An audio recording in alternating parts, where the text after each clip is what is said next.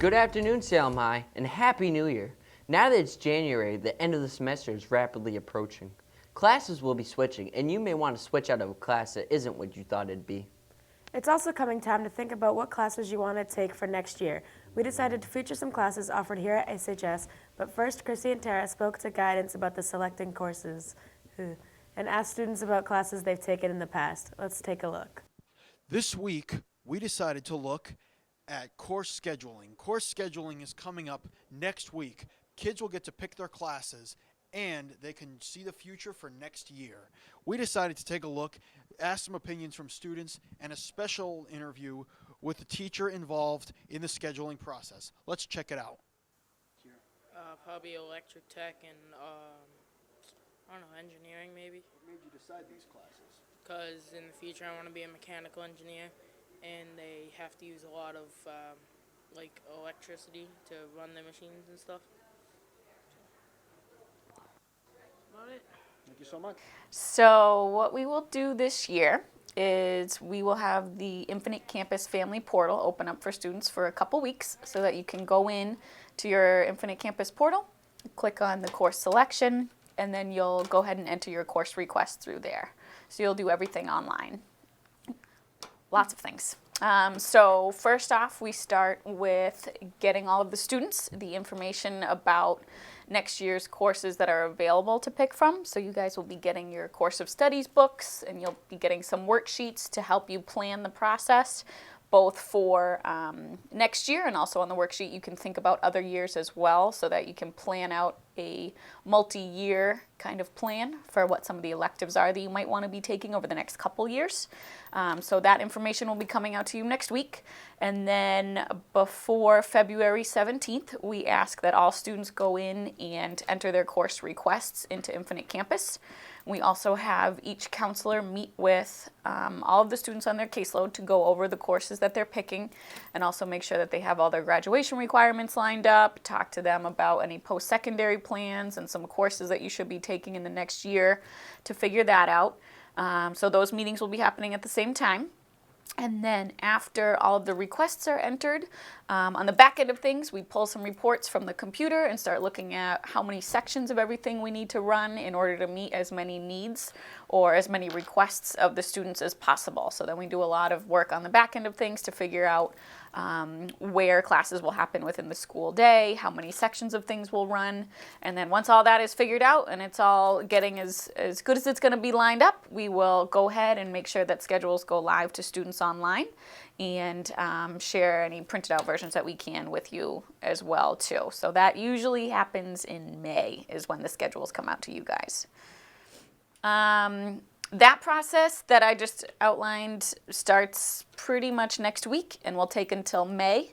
But we are constantly thinking about courses and improving curriculum and incorporating any new classes that might come up as good ideas for us to run for students. We're thinking about that all year round. But really between January and May is when we'll have the actual scheduling process going on. There's no first come, first serve basis. So all students have the same access to the portal at the same time.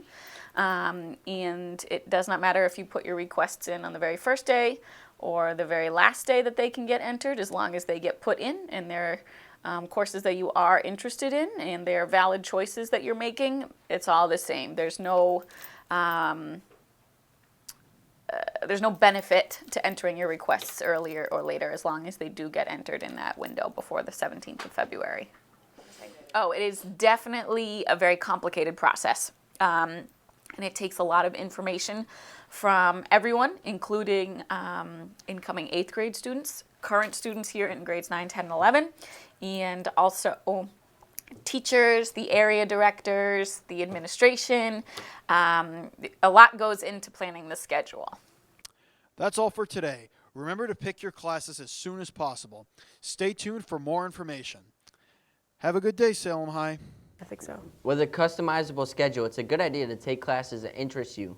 There are tons of classes offered, and sometimes it can be hard to choose. We decided to focus this episode on some of the courses offered here in hopes to give more information to people who might be interested, or to get the word out that classes that are less popular. One of these lesser-known classes is the Stagecraft and Tech Theater class taught by Miss Thiel.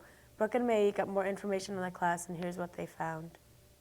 It's scheduling time again here at SHS, and we wanted to shine some light on some lesser known courses, such as Stagecraft. We talked to Miss Thiel and some students about this class, which is a great opportunity for anyone interested in behind the scenes work, such as makeup, props, costumes, even lighting and audio, and just everything that makes a production come together. The class involves students taking control of design for technical theater. So I think we pretty much, in the theater world, think that a lot of people are used to getting up on stage and performing and singing, but this is about all the background for that. So it's about creating the entire artistic piece from the set to the lighting to the sound, costume. It's all about production design. So it's really fun because I like it that you're creating a piece of living art that you get to interact within. And you get to see actors react within that. So there's a lot of hands-on work. You're moving sets around, we're building things, we're putting props together, we're designing, we're looking at color theory and lighting and sound, and then bringing that to fruition for a particular production. I think there's not as much interest in Stagecraft because a lot of people don't know that it's a class. In my freshman year, I think I probably would have taken it if I had known about it, but I didn't know about it because there's not a lot of kids interested in the tech crew and joining the drama club because it's just not something that's taught and it's not a career path that a lot of people consider. Focus of this class, because it's only a quarter, is very much an overview of technical theater. I particularly like to talk about design concepts, why colors are chosen for certain shows, how musicals are designed a little bit differently than stage shows. We go through the basic terminology of theater to begin with. What is stage right? What is stage left? Because that's the thing that a technical theater person needs to know as well as an actor. And we look at ultimately how can we bring a production the greatest effect beyond what the actors and dancers can do on stage. So it's all about creating the world of the show and how we put that together. So it's a little bit conceptual, but then we have a lot of hands-on work because usually the class coincides with whatever musical we are doing at that moment. I began teaching it in 2005 when I first came here, and then it was named at that time Theater Arts, which I think confused a lot of people. They were thinking maybe it involved acting and possibly didn't take the course because of that. So I worked to kind of change the title and get it to be Stagecraft. Interest died down for a little while, but it was able to run again last year, and so now I have the numbers again to run it this year. It's really fun. We do stage makeup, we do lighting. It's very fun class. You're always moving. It's not a lot of reading, it's a lot of doing. I'm looking forward to Stagecraft because I think it'll have a lot of different elements to it. Like I've heard there's makeup skills, like stage makeup and lighting, and we'll have the new auditorium, so we get to learn about all the equipment there, and we learn about what goes on behind the scenes of a show, which I think is really exciting. So I'm not in the stage class this year, but I do want to take it next year just to learn more and be able to be more useful to tech. It has been small, around 10 to 15, but that's really the perfect amount. We do a lot of small little group projects, and I pair people up and we look at plays. At one point, everyone reads a play and they do a design for it. It's ideally a nice small class. I'm probably most looking forward to all of the things we'll learn in the new auditorium because it's new, obviously, and last year we didn't have one, so we had to work in Methuen High School's auditorium. So this will be interesting because we get to learn to use our own equipment, and it feels more professional than it did last year. Yeah, I'm currently involved in Actors Guild. I do tech, and so I think it would be a very good idea for me to take this class. You should expect to get dirty, and you should expect to sometimes have to lift things. In fact, my class last year helped do the load-in for our festival show for NHETG. They also put together a lot of the furniture for the musical. In fact, so many people in the class loved what they were doing that they ended up joining tech crew as a result. So they might expect that they might be so bitten by the theater bug that they end up being part of my technical crew for Actors Guild. We do small units on lighting concept, design concept. We do a little less lighting and sound hands-on instruction simply because we don't have a theater right now.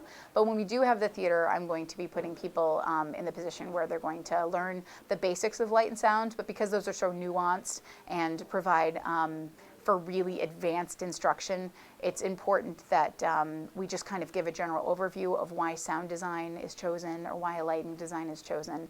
And then people in the past have done independent studies with me on lighting design or sound design and so on. And now that we have a new technical director for our Performing Arts Center, Molly Derrig, we're hoping to foster those relationships with our technical director and have students maybe even study with her a little bit.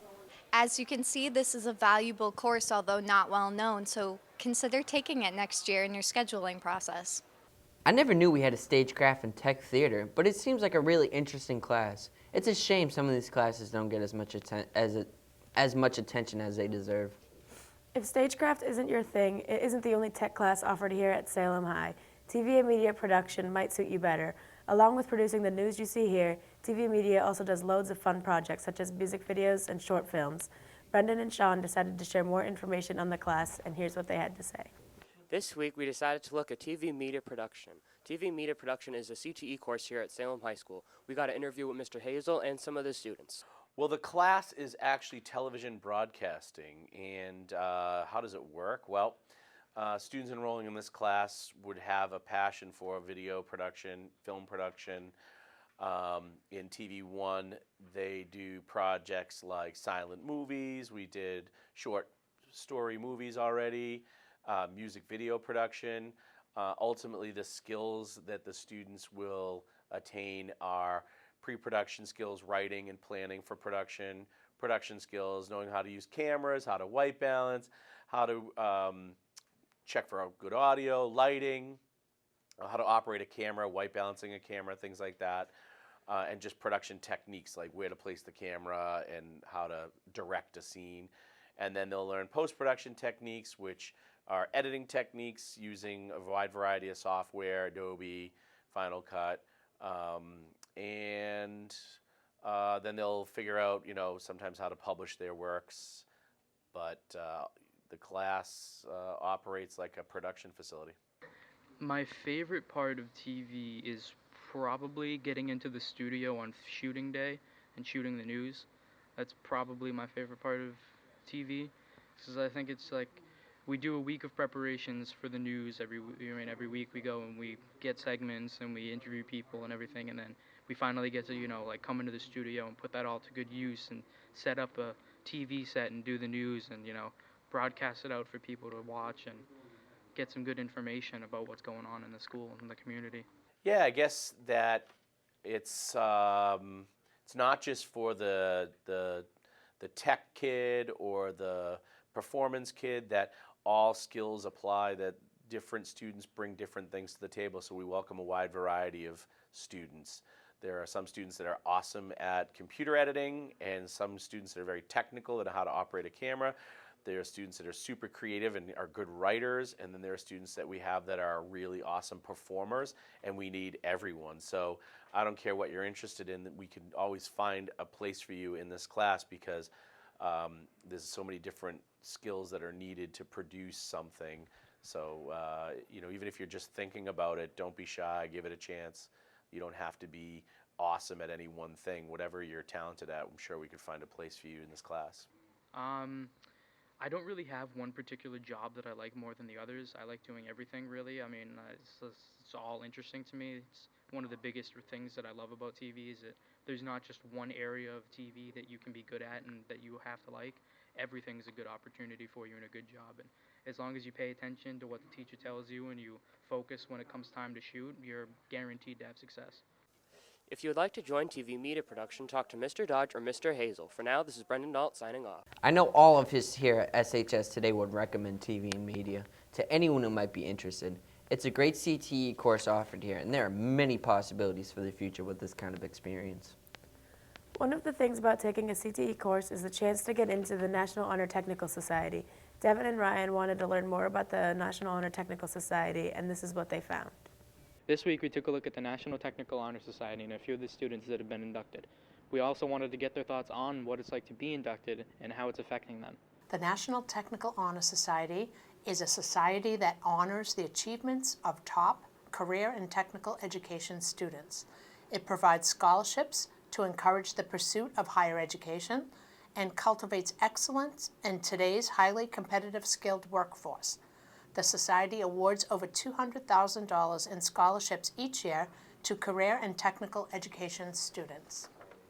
In order to be nominated into the Society, a student must end their first year of CTE with a 90% or better, an A or an A minus. The following year, year 2 of the CTE program, the student must have an A or an A minus in the first quarter. Some of our classes are semesters in length, so we have to look at those programs a little bit differently.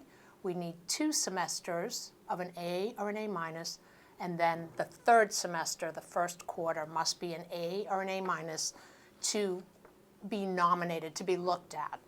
Then we go in and we look at all of the statistics. The student must have an overall career GPA of 2.5 or higher. They must be nominated by their instructor as well.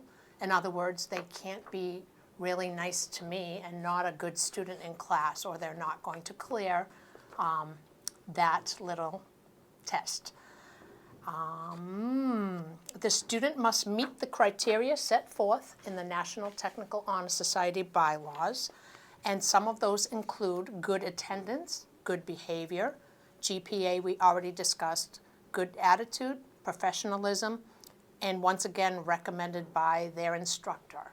The number fluctuates with the number of students that we have at Salem High School. I recall hitting 120 when Windham used this school as their primary place for high school education.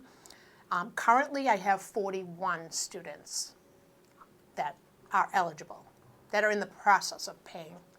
The induction ceremony this year is Thursday, January 5th, 2017 at 6:00 p.m. sharp in the new cafeteria.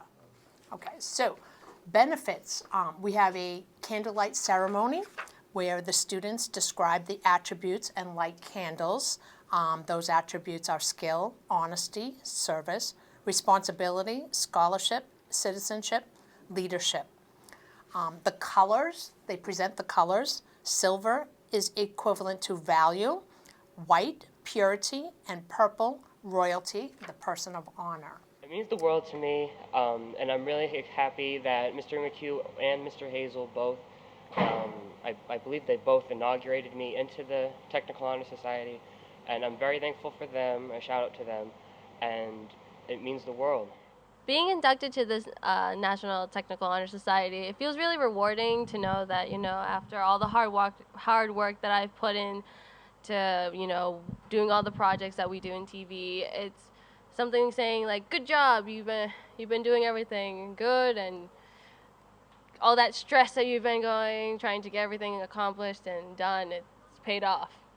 Well, I didn't really know it existed a little bit. I mean, I knew there was a ceremony with candles, but I didn't know exactly what it was supposed to be. So I didn't really expect it, and then I went into Miss Berube office and she told me I was inducted, and I was very excited. It means a lot to me to be inducted into National Technical Honor Society. It's a big honor and honestly not something I was expecting, and I'm very proud of myself, and it's good to have the support of everyone around me coming to see me and having everyone be proud of me too. To be honest, it's kind of both, that I've been trying to strive for this goal as getting this award, and also it came as a surprise because I really didn't think I was gonna get this award out of all the talented people who are in my class. And also, ever since my sister came here and she got part of the National Technical Honor Society due to education, I've always wanted to do it because, it's kind of... Well, to be honest, I didn't really know about National Technical Honor Society until this year, but I have always strived to do well and push myself and do my best in TV to try to better my skills for my future. After high school and college, I am hoping to work for a big film studio one day and make my own movies or so, and if I can, direct a TV show or, work in that sort of media. The career that I'm hoping to pursue after high school and follow up in college is to become a producer. It's been one of my goals for the past good 2 years, and I'm going to continue with it because that's really what I like to do. I'm not exactly positive on what type of career I'm going for, but definitely something in the industry. I plan to major in I plan to get a bachelor in liberal arts with a concentration in digital media and, do something in that industry. There's a lot of people who I would like to say thanks to, especially my mom, who's always been there and telling me that I've been doing a good job, keeping my spirits up when I thought I was, at points of saying, ugh, downing myself. McHugh, oh my God, I love McHugh. He's the best. Ever since last year, taking TV1 with him, he really helped me find out what I truly love to do. And then Hazel is amazing also. He's really exposed all of us to something new and really opening up the whole world of media to us. Some advice that I have for others is, to just work hard and keep fighting for your goals. I'm thanking Mr. McHugh and Mr. Hazel because those two are really nice men. They really want you to succeed, and I know Mr. McHugh has retired and you can't see him anymore, but when I had him, he was so sweet to me, really down to earth. And then with Mr. Hazel, I just felt a big bond between him, and I really want to thank him because without him, I wouldn't have gotten this far. You should just work hard, try your best, and constantly push yourself to get better and learn as much as you can, because if this is something you want to do for the rest of your life, you have to work hard and be passionate. And I guess getting in would prove that it's something you're serious about and something you really want to do. I would like to say that you have to keep up the good work if you already have straight A's. Get good with the teachers. Don't kiss up to them, but have good acquaintance with them. Keep your grades up, and try your best. That's all I got to say about that. I heard that it was a very nice event, and I congratulate all those students who were introduced the other night. Inducted. The NHDS wasn't the only great event to happen recently. Over winter break, our own band and chorus bussed down to Florida to participate in not one, but 2 parades. My fellow cast member Gianna and I decided to speak to some band students about their trip. To Florida was that was a long ride. It was 31 hours, I think, and I don't know, it was very long and drawn out. People got sick. We had to stop for an hour just to sit on the bus and not even stop to do anything. The ride back was 28 hours. It was a lot shorter, and it was a lot more fun. No one got sick, and I don't know, it was better. On the way down, it was really long, but otherwise, on the way back, it was okay. It was actually longer, but it was okay. The bus trip was pretty long and kind of boring, but I slept for a decent amount of it. It was pretty long, but it was fun. I slept on the floor on the way back, but going down there, I didn't sleep. The bus trip was actually horrible. It was 31 hours, but I slept a lot. The bus trip to and from Florida was pretty good. I woke up at 3 in the morning at one point, and I was on top of my friend, so that was fun. We did the Citrus Bowl parade.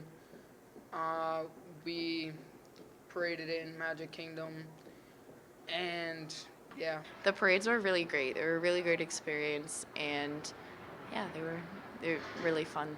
That's awesome. It was just 80 degrees while we were marching for Clausen prepared us for 3 miles. It was only 1.4. The parades were warm, but they were fun. When we did the parades, it was really hot. The Citrus Bowl was a lot worse, and I almost passed out at the end. But the Magic Kingdom one wasn't as hot, and that one was more fun, I think. The parades went very well. We sounded and looked good in both of them. The parades were really hot, but after the first parade, we got to go to a really pretty place on a lake, and it was really nice. We went to Disney World, we went to Epcot, Magic Kingdom, We went to Universal also. We went to Disney, went to Universal, went to the beach, went to a bunch of restaurants, stuff like that. Had a good time. Well, we were in Florida. We went to 3 Disney parks, Universal, and we went to Cocoa Beach. We spent 14 hours at Hollywood Studios. That's a half-day park right there. And we spent 14 hours there. It was okay, but I literally did every single thing in that park twice. While I was down there, we went to different parks and went on rides and stuff. We went to the parks and we were really never at the hotel because our schedule was so jam-packed of stuff to do. We went to the greatest place on earth, the Golden Corral, Buca di Beppo, and the Disney parks. My favorite moments of the trip were probably being at the parks and being with friends and stuff. Probably just being with all my friends down in Disney. It was just fun to do that type of stuff. I don't know, waiting 2.5 hours in line for the rock and roller coaster was okay. Honestly, the bus ride was really fun, even though like it was really tiring, but the parks were really fun too. Also, when we went to the beach. My favorite moment of the trip was buying a $42 stick at Universal. I went to Ollivanders in Hogsmeade and bought a wand. It was $42. Hanging out with my friend Heather and getting a wand from Universal and drinking butterbeer. I would do a trip like this again. So I would definitely do another trip like this. So I would take a trip like this again. I would just take a plane. I would take a trip like this again, except not that long of a bus ride. I would take a trip like this again, but I would fly. Well, that's it for today, folks. I'm Michaela Galloway. And I'm Ryan Bradley. Thanks for watching Salem High, and we'll see you next time.